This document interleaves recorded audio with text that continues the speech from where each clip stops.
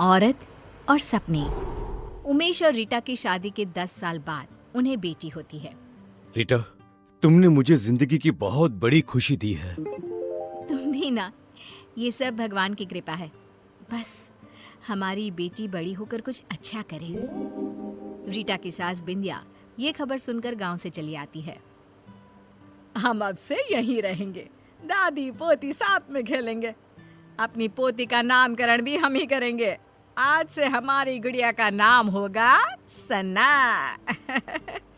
आओ मेरी गुड़िया, दादी के साथ खेलोगी ना।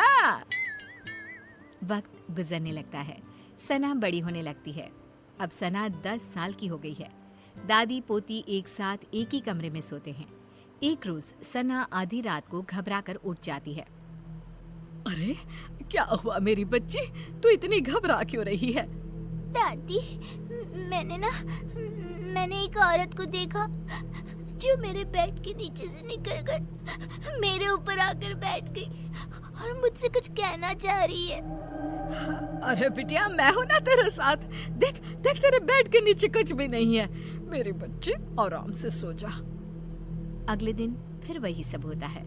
फिर सना सपना देखकर उठ जाती है। दादी, सपने में फिर मैंने उसी औरत को देखा। वो फिर उसी तरह मेरे बेड के नीचे से मेरे ऊपर आकर बैठ गई है और मुझसे यहाँ से जाने को कह रही है। कौन हो सकती है और कोई तेरे सपने में क्यों आएगा? अच्छा बेटी, वो दिखने में कैसी है, तू बता सकती है? हाँ दादी, बड़ी बड़ी आंखें, गोल चेहरा, लंबे बाल, मोटे मोटे गाल, पतली दुबली, मानो जैसी कोई मॉडल हो। क्या? ये तो नीता है, लेकिन उसका तेरे सपने में आने का क्या मतलब है? दादी, ये नीता कौन है? अब कुछ नहीं मेरी बच्ची, तू सो जा। हाँ, अब बिंदिया की डर के मारे हालत खराब हो जाती है। वो रात भर सो नहीं पाती। अगली सुबह बिंदिया सारी बातें उमेश से कहती है।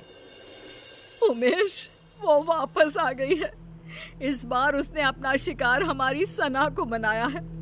सना को कुछ हो गया तो हम तो मर जाएंगे। क्या माँ, आप भी कैसी बातें कर रही हो? सपने से भला क्या होता है? कौन सा वो सच में निकल कर बाहर आ जाएगी? माँ, आप है ना कुछ ज्यादा ही सोच रही हैं। इस बात को यहीं खत्म कर दीजिए। और देखिए, रीटा को इसके बारे में कुछ भी खबर नहीं होनी चाहिए। उमेश की बातें बिंदिया के दिमाग से आर पार हो जाती है और वो नीता के बारे में ही सोचती रहती है।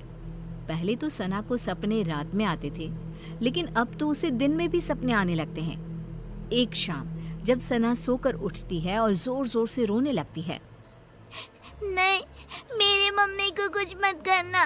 मैं वो सब करूंगी जो तुम कहोगी। क्या हुआ मेरी बच्ची, तू रो क्यों रही है? मम्मा वो आपको मार देगी। वो रोज रात को मेरे सपने में आती है, कभी मेरे बेड के नीचे तो कभी मेरी अलमीरा के पीछे छिपी रहती है। क्या बोल रही है बेटा? मुझे कुछ समझ में नहीं आ रहा। कौन आ जाती है और मुझे क्यों कुछ करेंगे? अम्मा, एक औरत मेरे सपने में आती है, मेरे बेड के नीचे से निकलकर मेरे ऊपर आकर बैठ जाती है और कहती है ये उसका घर है, वो आपको मार देगी क्योंकि आपने उसकी जगह छीन ली है इस घर में। बेटा, ऐसा कुछ नहीं है और सपने ना सच नहीं होते। आपकी मम्मा को कोई नहीं मार सकता। रिया सना को तो शांत कर देती है, लेकिन उसके दिमाग में ये सब चलने लगता है और वो अपनी सास को ये सब बताती है। ये सब मुझे पता है रीटा। तब तो आपको ये भी पता होगा कि वो औरत कौन है जो सना के सपने में रोज आती है, और आपने मुझसे ये सब क्यों छुपाया? हमें कुछ नहीं पता बहू। हमें तो लगा कि तुझे चिंता हो जाएगी, इसीलिए हमने तुझे नहीं बताया।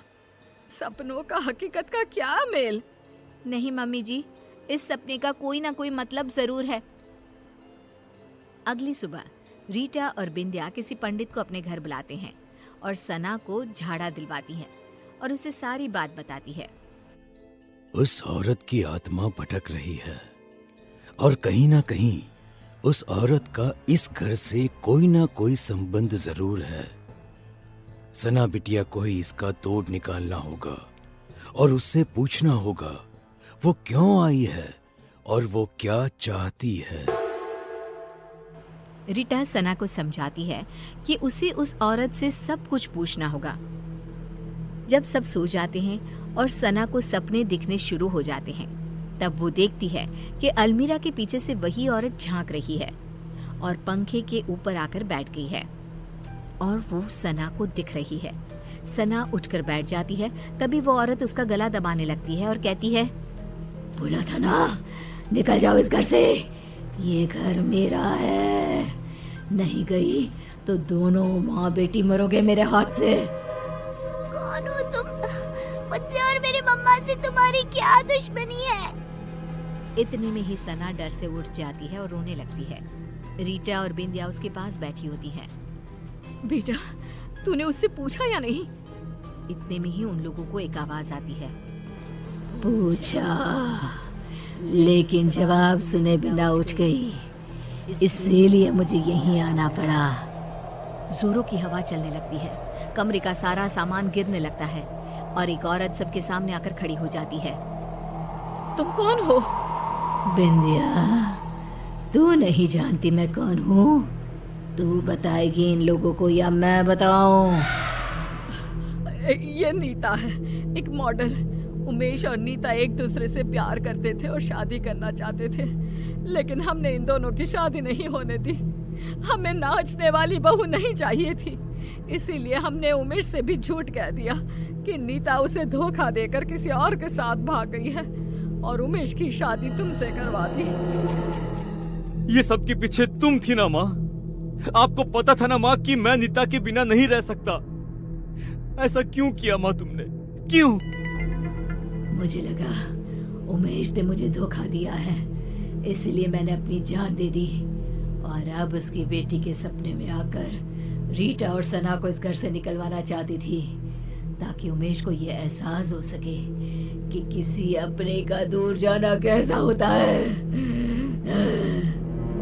तुम्हारी गुनहगार तो मैं हूँ नीता, तुम मुझे मार दो और अपना बदला पूरा कर लो। मुझे माफ कर दो नीता, मैंने माँ की बातों पर भरोसा कर लिया और एक बार भी तुम्हारा पता लगाना जरूरी नहीं समझा। मुझे माफ कर दो। नहीं, अब मुझे किसी से कोई शिकवा नहीं है। जिससे मैंने प्यार किया वो आज भी मेरा है। ये जानकर ही मुझे शांति मिल गई। बिंदिया का मन ग्लानि से भर जाता है और वो खुद की जान ले लेती है। ये क्या कर दिया माँ तुमने? क्या कर दिया? एक बेकसूर की जिंदगी खत्म कर दी मैंने। अब मुझे जीने का कोई हक नहीं बचा। हमें माफ कर देना नीता। बिंदिया की मौत हो जाती है और नीता की आत्मा को शांति मिल जाती है। उमेश नीता को अपनी पहली पत्नी का दर्जा देकर उसकी तस्वीर अपने घर में लगवा देता है और सना और रीटा के साथ खुशी खुशी जीने लगता है।